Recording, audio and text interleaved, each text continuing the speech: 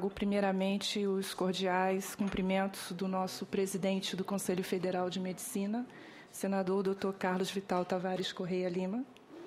E, em nome do Conselho, eu agradeço o convite que recebemos para falar de tão importante tema.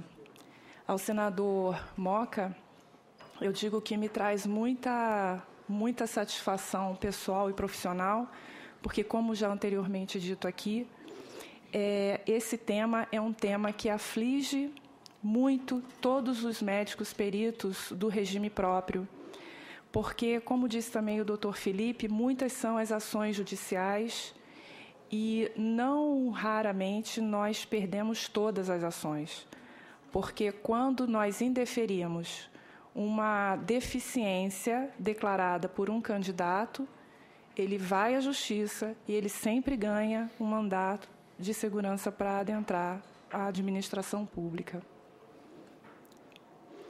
Eu vou falar um pouco do que nada foi dito aqui dessa parte, que é o que cabe ao Conselho, a questão ética do exercício do médico perito. E antes, um pouquinho, eu vou passar para trazer mais reforço ao que foi dito em relação às pessoas com deficiência nos concursos públicos, pela necessidade que temos de ter realmente um instrumento de classificação no grau de funcionalidade humana. E não pode ser apenas aferido com base na CIF, mas sim pela conjugação da CID e da CIF, porque convido-os, inclusive, a ler a CIF.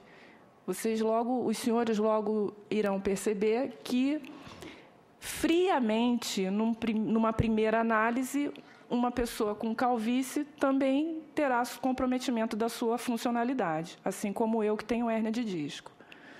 O decreto trouxe que os cargos cujas as atribuições precisam ser compatíveis com a deficiência, então eu trago aqui uma análise para a questão do comprometimento ético com a coisa pública. Nós não podemos simplesmente, além de deferir a deficiência, né, de deferir a deficiência declarada, nós não podemos também deixar de analisar a aptidão do candidato para o exercício da sua atividade, para o cargo proposto. Porque pode trazer sérios riscos e prejuízo à sua integridade física e agravamento acelerado da sua deficiência.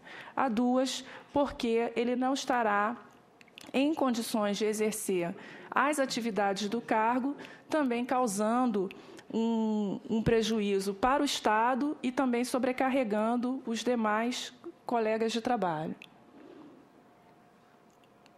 O decreto define também que precisa ter a aptidão, como eu já disse, precisa gerar uma incapacidade para o desempenho da atividade dentro do padrão considerado normal. Então, se ele tem uma atividade e ele pode realizar a sua atividade em um padrão considerado normal, ele também não tem essa deficiência reconhecida.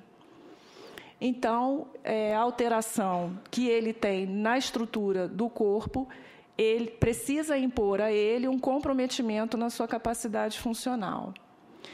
A Lei 142 já foi mencionada aqui.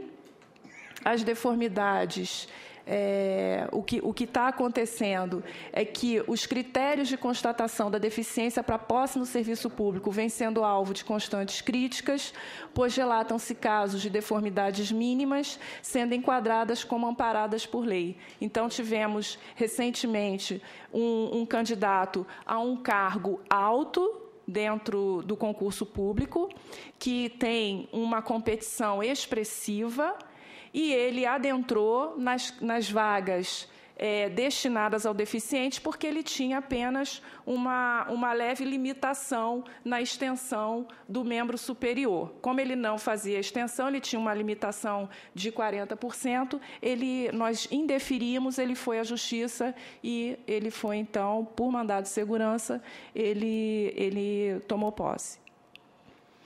A lei fala... A Lei 13.146, no artigo 2º, também reforça o que nós já falamos aqui, né, sobre que tem que obstruir a sua participação plena e efetiva, isso precisa ser avaliado, e a avaliação, quando necessária, será biopsicossocial. A Organização Mundial de Saúde, há décadas, já definiu a saúde como completo bem-estar físico, mental e social. Então, o médico ele está, sim, por sua formação, habilitado a fazer, e tem que fazer, é mandatório que o médico perito o faça, a avaliação sob o aspecto biopsicossocial. Isso trouxe uma evolução grande dentro da história da medicina, porque a perícia médica não era uma especialidade, os médicos atuavam na área da perícia, mas a perícia se tornou, desde 2008, uma das especialidades médicas, assim conhecida como medicina legal e perícia médica. Então, o médico perito, em sua formação, ele tem um novo reforço para esse aprendizado. Eu falo isso com muita tranquilidade, porque eu estou como presidente da Junta Médica Oficial de Recursos do Distrito Federal. Nós trabalhamos com uma equipe multiprofissional, nós temos psicólogos, temos assistente social e médicos peritos de formação. E em várias avaliações e aplicações que nós fizemos do IFBRA, nós comparamos e não tivemos diferença no final entre a avaliação que foi feita multiprofissional sem o médico e apenas pela junta médica. O Código de Ética, então, traz que a medicina é uma profissão a serviço da saúde do ser humano e da coletividade, e ela será exercida sem discriminação de nenhuma natureza, então, buscando a questão da não discriminação e da inclusão social das pessoas com deficiência, nós buscamos avaliar quais os tipos de deficiência que temos nos quadros de serviços públicos. Nós não temos muitos cadeirantes, nós não temos muitas pessoas com deficiência visual, com deficiência auditiva. As grandes deficiências nós não temos. Nós temos, como aqui já foi exposto pelo doutor Adérito, pessoas que perderam 2 dedos, pessoas que estão com dificuldade de extensão de algum membro, pessoas que estão com encurtamento de 0,7 centímetros na perna, e isso não traz a realidade que o legislador buscou, né, o objetivo que o legislador buscou com a lei para a pessoa com deficiência. O alvo de toda a atenção do médico é a saúde do ser humano. O médico perito precisa avaliar se o candidato terá risco para a sua saúde em tomando posse naquele cargo. A lei ela veio para proteger, é um benefício da sociedade, da coletividade, não do indivíduo próprio, singular, que busca os seus interesses pessoais. E a ciência médica mais a legislação é exatamente o fundamento da perícia médica, que traz justiça social, garantia de direitos legítimos, não discriminação, mas sim a inclusão e a proteção integral da saúde da pessoa com deficiência. Eu trago um pouco da bioética, dessa análise, para a atividade do médico perito na sua análise pericial do candidato com deficiência, porque a gente questiona, trata-se de um conflito com o princípio bioético da justiça, ou estaria o perito salvaguardando o princípio da beneficência ao indeferir uma deformidade ou deficiência leve? Não basta, né, seguir o princípio da beneficência, mas da não maleficência também. E para o médico perito, dentro dos princípios bioéticos, deferir uma leve deformidade em detrimento das pessoas que realmente possuem deficiência, que precisam do benefício da lei, é também uma infração ao princípio bioético da não maleficência.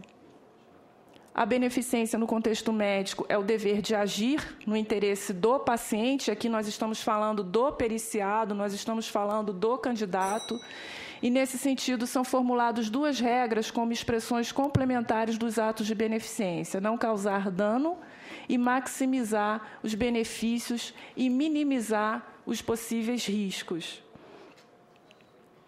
Na moralidade, nós trazemos a obrigação moral de agir em benefício dos outros. Então, esse benefício dos outros é em relação justamente às pessoas com deficiência que têm realmente essa dificuldade de superar as barreiras e que não conseguem adentrar o serviço público, cujas vagas são preenchidas por pessoas que, na verdade, não têm a deficiência conforme a definição legal.